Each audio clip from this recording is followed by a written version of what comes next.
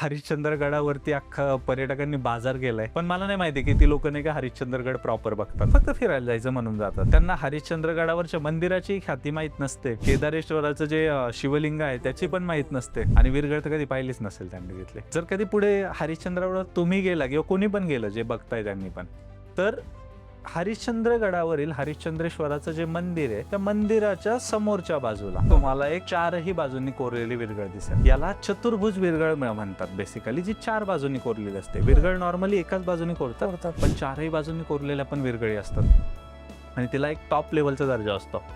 तशा विरगळ सापडणं थोडं अवघड असतं, पण भेटतात. हरिश्चंद्रगडावर गेलात तर हरिश्चंद्रेश्वराच्या मंदिराच्या समोरच्या बाजूला बघा, समोरच्या बाजूला तुम्हाला एक शिळा दिसेल जी आहे विरगळ, चतुर्भुज विरगळ. त्या विरगळीवरती तुम्हाला लढाईचा प्रसंग कोरलेला दिसतो.